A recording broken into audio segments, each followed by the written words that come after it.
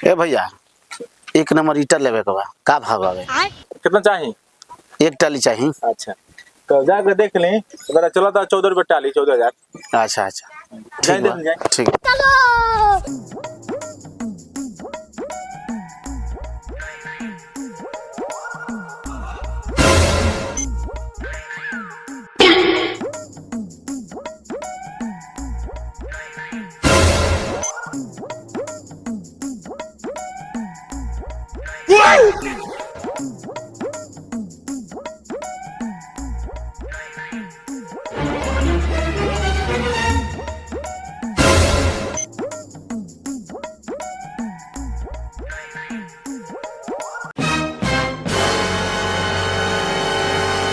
ए का नाम है तोहार?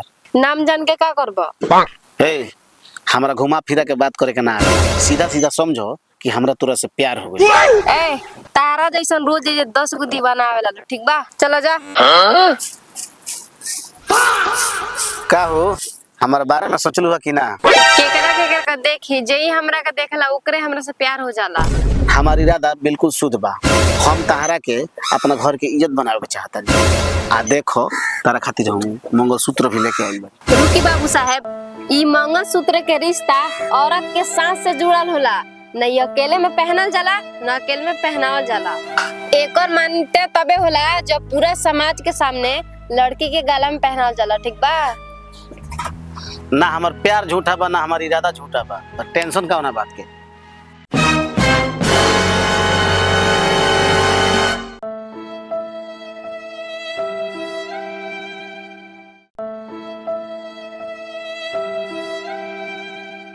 बाबूजी चली घरे खाना खा ली। चली।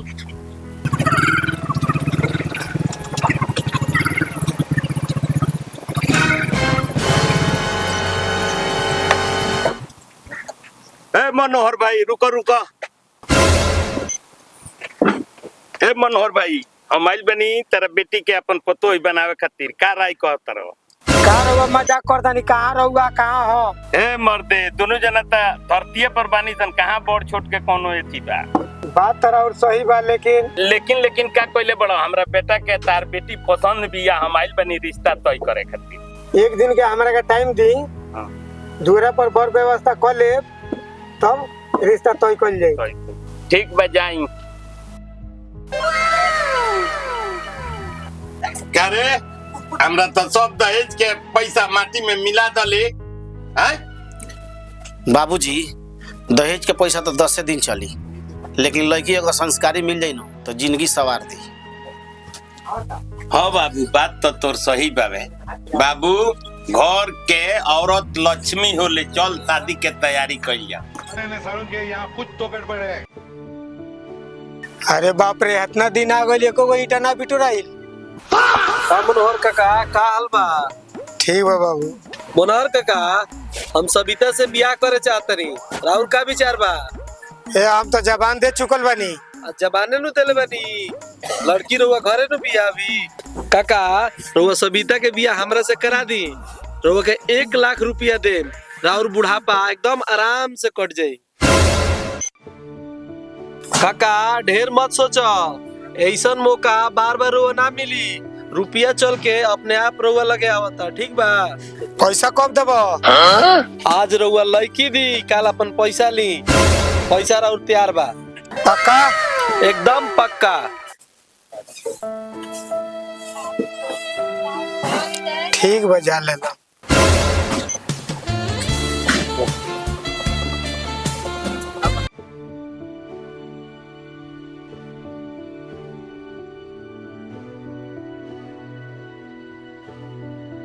सविता हम फैसला कर लेल भाई कि तहार बियाह यहाँ से होई।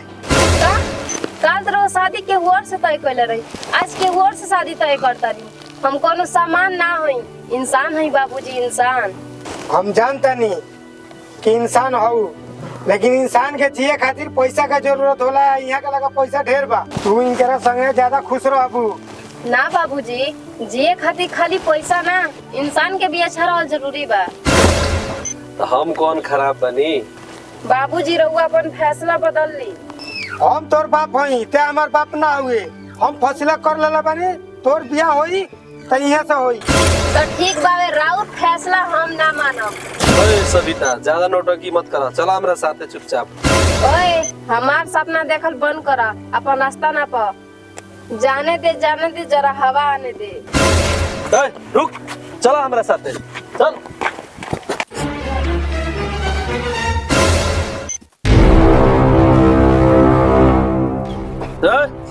ये हमारा अमानत है, हाथ छोड़। नहीं, हमारा रास्ता में तो शैतान भी आवे के कोशिश ना करेला। ते कवना खेत के मूली है, हाथ छोड़ जल्दी। रे हम डायलॉग बाजी ना करेनी, सीधा एक्शन करेनी, एक्शन। रे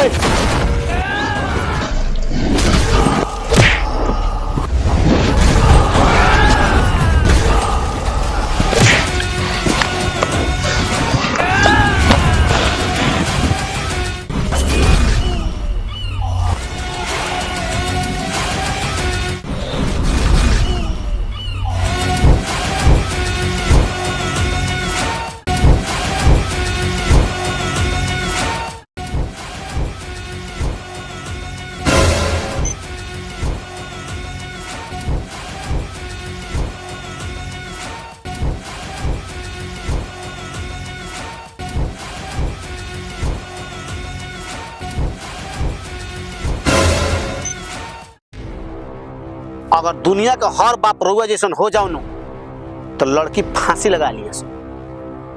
बेटा हमरा का माफ कर दो। हम राउर दामाद ना बेटा भी बानी। आज से दुनिया के सब काम छोड़ दी आ हमरा साथे चली।